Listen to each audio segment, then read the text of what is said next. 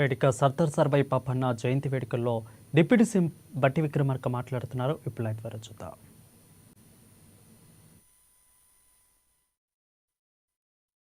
పోవచ్చని వాళ్ళందరినీ సమాయత్తపరిచి వాళ్ళనే సైనికులుగా మార్చి వాళ్ళ ద్వారా ఆ జమీందారు కోటపై దాడి చేసి బద్దలు కొట్టుకొని బయటకు వచ్చి మిగతా చిన్న చిన్న కోటలన్నింటినీ జయించుకుంటూ అంతిమంగా భువనగిరి కోటనే కాదు గోల్కొండ కోటను కూడా కొల్లగొట్టినటువంటి సర్వాయి పాపన్న గారి జీవితం మామూలు జీవితం కాదు. ఒక సామాన్యుడిగా కళ్ళు గీత కార్మికుడిగా ఎదుగుతూ ఆ గీత కార్మికుడి నుంచి వృత్తిని పక్కన పెట్టి రాజ్యాన్ని ఏలాలి, రాజ్యాన్ని అధిష్ఠించాలి, తద్వారా సమాజంలో ఉన్నటువంటి బడుగు బలహీన వర్గాలందరికీ కూడా పాలనలో భాగస్వాములు చేసి పాలన ద్వారా ప్రజాప్రభుత్వాన్ని ఇవ్వాలని చెప్పి ఆలోచన చేసిన ఆ సర్వాయి పాపన్న గారి జీవితం ఈనాటి ఇందిరమ రాజ్యానికి కూడా ఆదర్శమే అని నేను చెప్తా ఉన్నా.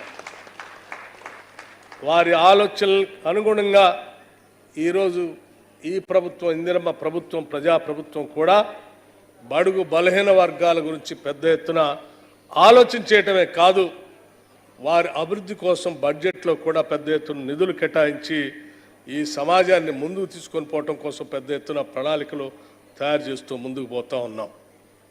అందులో భాగంగానే ఈరోజు రాష్ట్ర ప్రభుత్వం తరఫు నుంచి సమాజంలో ఉన్నటువంటి బడుగు బలహీన వర్గాలకు సంబంధించిన పిల్లలు ఈనాటి కాలమాన పరిస్థితుల్లో విద్యా వ్యవస్థ ద్వారానే సమాజంలో అత్యున్నత స్థానానికి రాగలనటువంటి ఆలోచనతో ఇంటిగ్రేటెడ్ స్కూల్స్ సంబంధించి దాదాపు 5,000 కోట్ల రూపాయలతో ఈ సంవత్సరం ఇంటిగ్రేటెడ్ స్కూల్స్ కట్టించే కార్యక్రమానికి రాష్ట్ర ప్రభుత్వం నాంది పలుకుతూ ముందుకు పోతాం. ప్రతి శాసనసభ నియోజకవర్గంలో నాలెడ్జ్ సెంటర్స్ పెడుతూ నాలెడ్జ్ అనేది గ్రామీణ ప్రాంతాల్లో వెనకబడినటువంటి బిడ్డలకు కూడా దరిదాపు అందుబాటులోకి తీసుకొని రావాలి ఆలోచనతో ఈరోజు ప్రతి శాసనసభ నియోజకవర్గంలో ఒకటి సెంటర్స్ పెడతా ఉన్నాం. ఈరోజు సర్వాయి పాపన్న గారి జీవితం డెఫినెట్గా అంటే ఈరోజు ప్రజాస్వామ్య దేశం మనం, ఈరోజు మన అందరికీ రాజ్యాంగం ఉంది, హక్కుల గురించి ప్రశ్నించుకోవడానికి కావాల్సినటువంటి చట్టాలు ఉన్నాయి, హక్కులు రాజ్యాంగంలో పొందుపరచబడి ఉన్నాయి. ఆ హక్కులు రాజ్యాలు పాలించేటువంటి వాళ్ళు మనకు ఇవ్వకపోతే దాన్ని ప్రశ్నించడానికి న్యాయస్థానాలు కూడా ఉన్నాయి. ఇవన్నీ ఏమీ లేని రోజుల్లోనే ఈ హక్కుల కోసం పోరాటం చేసినటువంటి పాపన్న గారి జీవితం నిజంగా చాలా గొప్ప ఆదర్శవంతమైనటువంటి జీవితం. వారు పడినటువంటి కష్టాలు ఇబ్బందులు మనందరికీ తెలిసినాయి.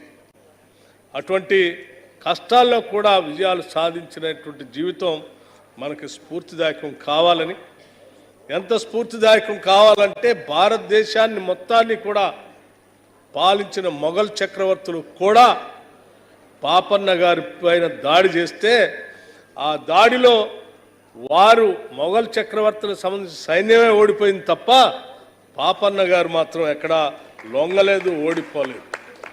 అంటే సామాన్యులందరినీ పోగేసుకొని అతిపెద్ద మొఘల్ చక్రవర్తుల సైన్యాన్ని కూడా ఎదిరించి నిలబడినటువంటి శక్తి సామర్థ్యాలు కలిగినటువంటి పాపన్న గారి జీవితం చాలా సింపుల్గా మనందరికీ అర్థమయ్యేటట్టుగా చెప్తాం.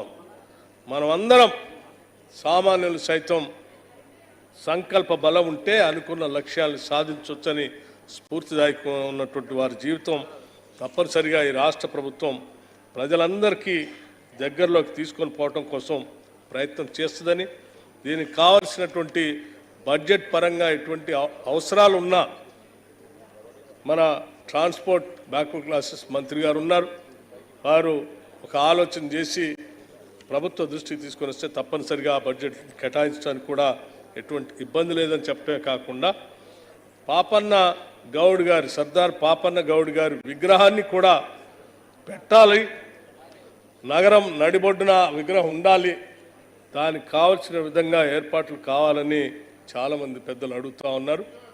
నేను పొన్నం ప్రభాకర్ గౌడ్ గారికి ఆ బాధ్యత కూడా ఒప్పచెప్తా ఉన్నాం.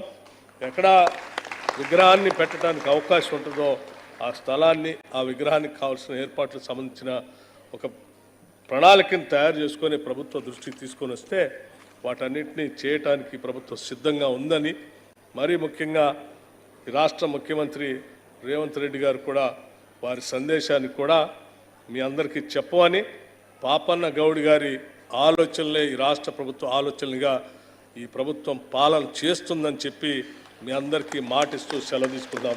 జై హింద్, నమస్కారం.